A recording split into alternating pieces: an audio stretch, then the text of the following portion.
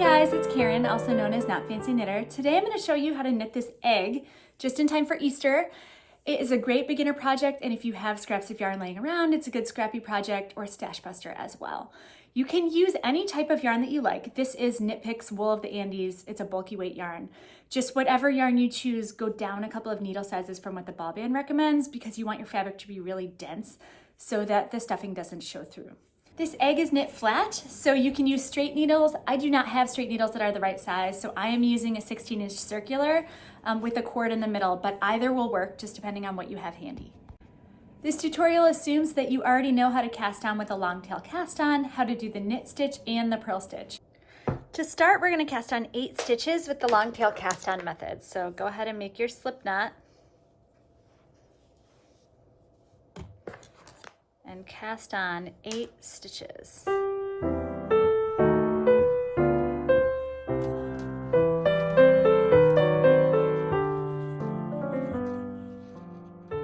Now that you've got 8 stitches cast on, go ahead and turn your work. And this is going to be row 1. You're going to purl all your stitches.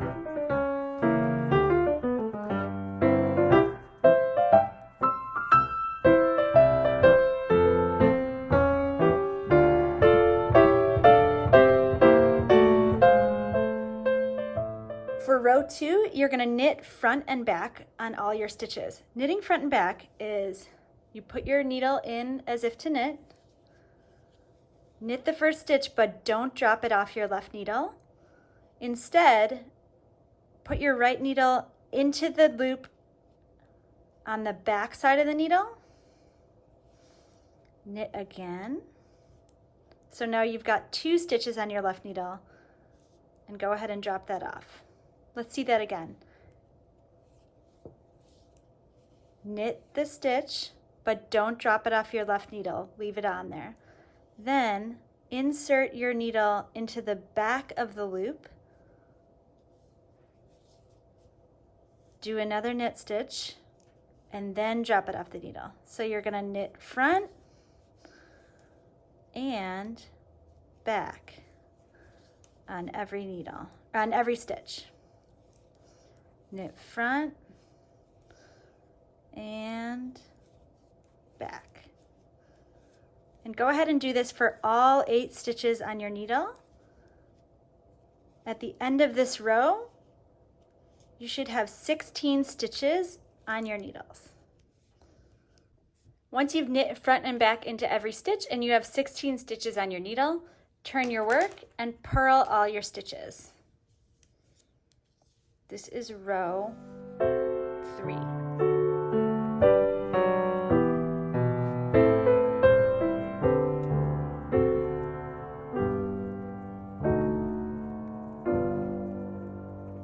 Okay, you should still have 16 stitches on your needle.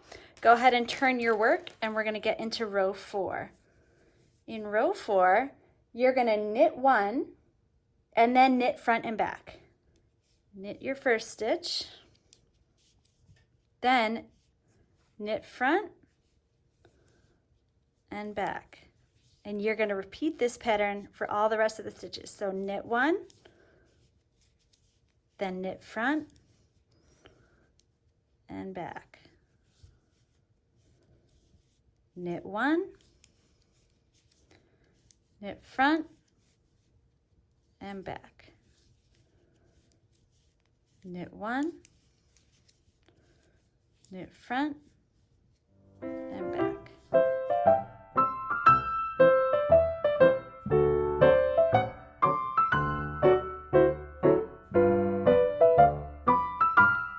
Now you should have 24 stitches on your needle. Turn your work and purl all the stitches for row 5.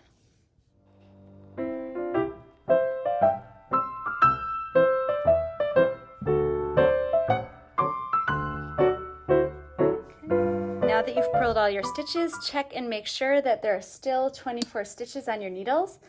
And then we're going to do row 6. For row 6, you knit 2, 1, 2, and then you knit front and back. Knit front, keep your stitch on your needle, knit back, then slip it off. Knit 2, knit front and back, front and back. Knit 2, front and back, and you're just going to continue this pattern until you get to the end of your row again. Knit. Turn your work and purl all your stitches.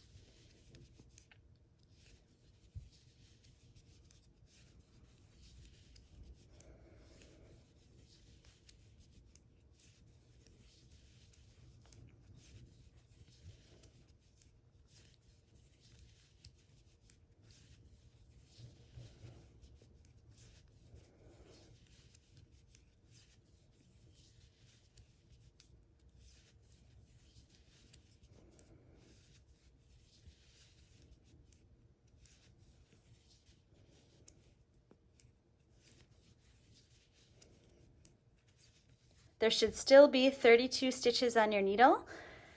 You're going to continue in stockinette stitch for rows 9 through 15. So that means knit all your knit stitches, turn your work, purl all your purl stitches for rows 9, 10, 11, 12, 13, 14, and 15.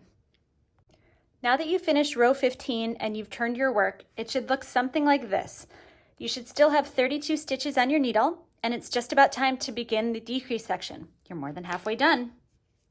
For row 16, you're going to knit 2 stitches, 1, 2, and you're going to knit 2 together. So that means put your right needle through 2 stitches knitwise and just knit them together as usual. And repeat this until you get to the end of your row. So knit 2, 1, 2, oops, and knit 2 together. Put your needle through 2 stitches at once, knitwise, and knit both together. Knit 2, 1, 2, and knit 2 together.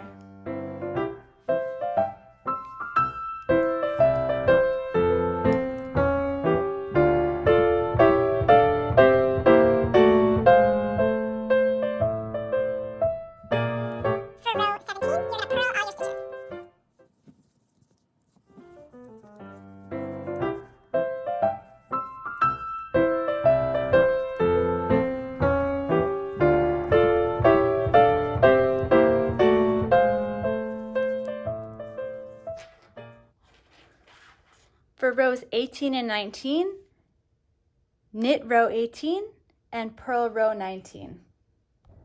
Once you've finished row 19, turn your work and it should look something like this. Now you're going to knit 1, knit 2 together all the way down your row. Knit 1, knit 2 together.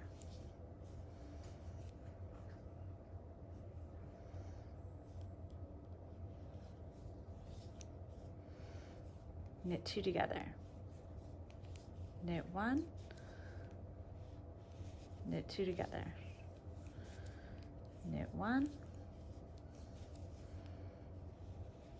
knit 2 together.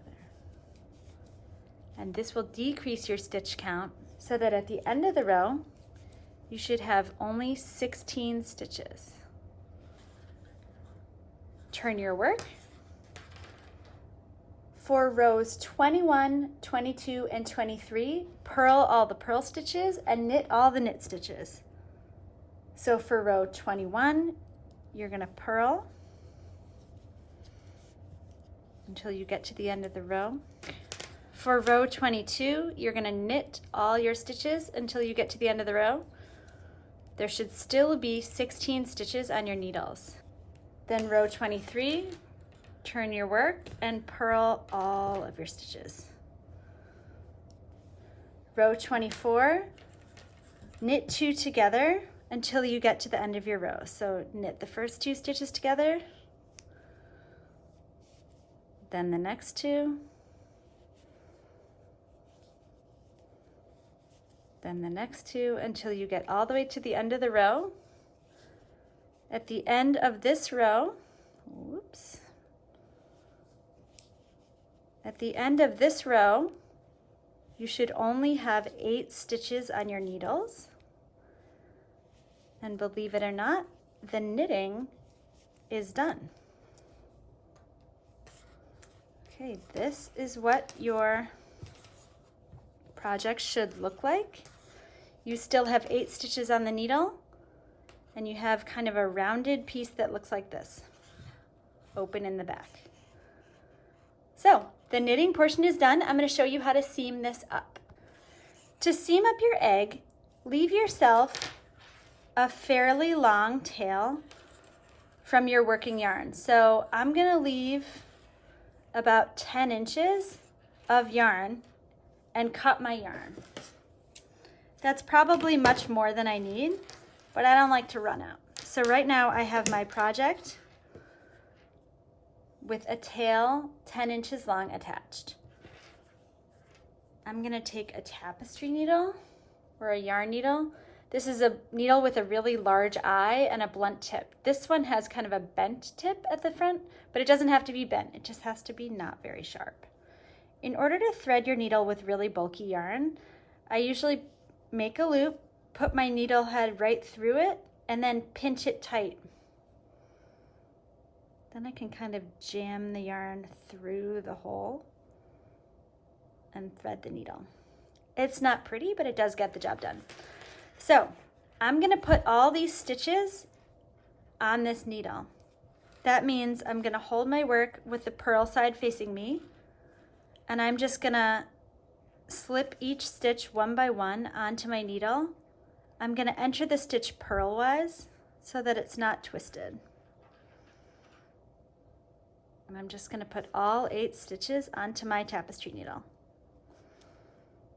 If they don't fit on the needle, like it's getting kind of bunched up there, feel free to scooch them down. They're not gonna go anywhere. So now, my needle is free. There's nothing else on it. I have all 8 stitches on my tapestry needle, and I'm just gonna pull the yarn through and pull it up tight. When you pull, you can see that the top of the egg starts to come together. Okay, now all you have to do is seam up this egg and stuff it. I'm gonna seam up the egg using mattress stitch. If you haven't done mattress stitch before, there's some really great tutorials on YouTube. Feel free to look one up. I'll show you how I do it, but this is by no means an in-depth tutorial. The edges of this work curl quite a bit because it's stockinette. So I'm gonna put my needle end facing me, closest to me, and I'm gonna have the open end furthest away from me up here. I'm gonna find the longest column of stitches that goes all the way to the end. So this one here is a column of V's, but it gets kind of bumpy and weird towards the top because of the decreases. So I need to find a column of stitches that I'm gonna seam up into. I'm gonna seam up into this one here. So it's not the furthest one over, it's actually the next one over to there. And I'm gonna follow it all the way down. So I'm seaming up right into here. So what I'm gonna do is take my needle, go in between those stitches, and in between there is a bar of yarn. It's hard to find at first, but if you just stick your needle in there and fish around, you'll come up with a bar of yarn. See how there's a little bar on my needle? That's exactly what we want. We're gonna pull the yarn through. I'm gonna do the same thing on this side. So I'm gonna go in here, which is my longest column of stitches that goes all the way down. And hang on, I'm gonna find a bar in between my two columns of stitches.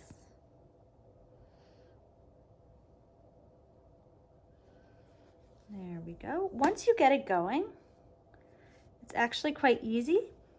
Then you're gonna go one stitch further and go under the next bar. Just go back and forth, joining the two sides of the knitting together.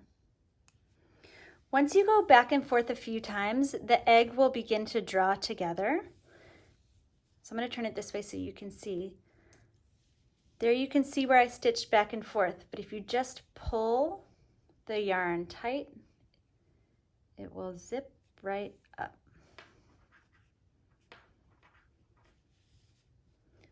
And when you're done seaming up, mattress stitch is almost invisible. So I'm going to keep on going here until I get the whole thing stitched up. Now I have the egg seamed up about 3/4 of the way, and I'm going to start putting in my stuffing. You can get some cheap and effective polyfill from Michael's or Joann's.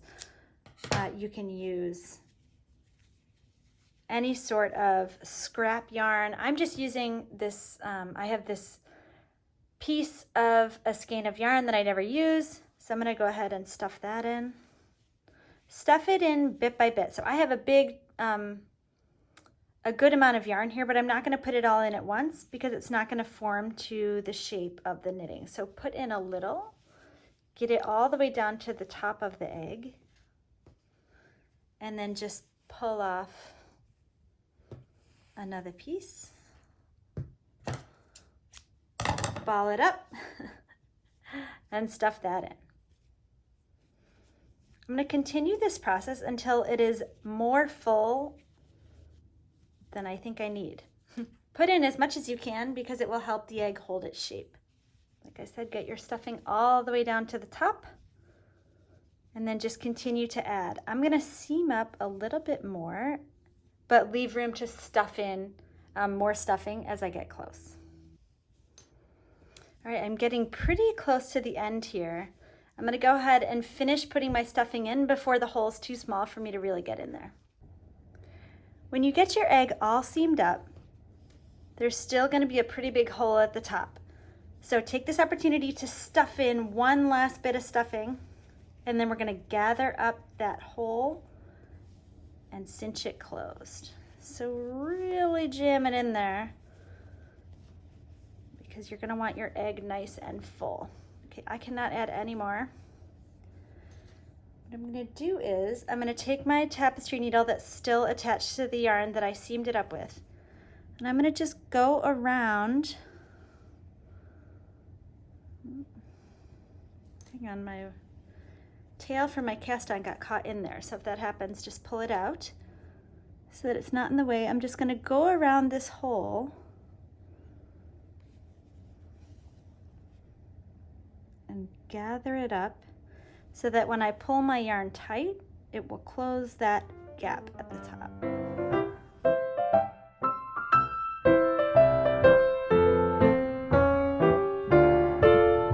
And just poke your stuffing down in there and pull it tight so that it gathers up.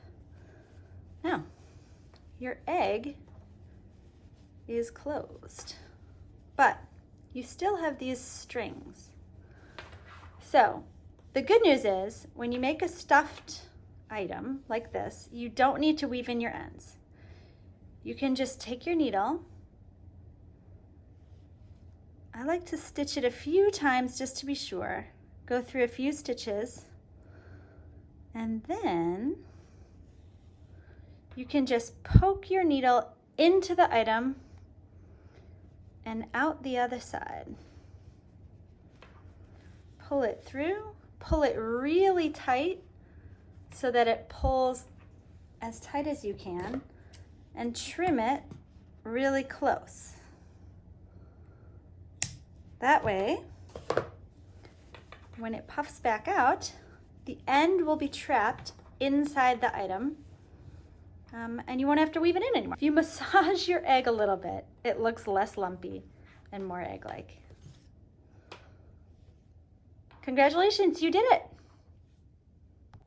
So that's it, one egg just in time for the Easter season. If you'd like to see more from this channel, don't forget to hit like and subscribe or throw me a comment below. I would love to hear from you. You can also find me on Instagram and TikTok as knotfancyknitter. I hope you're doing well and happy knitting.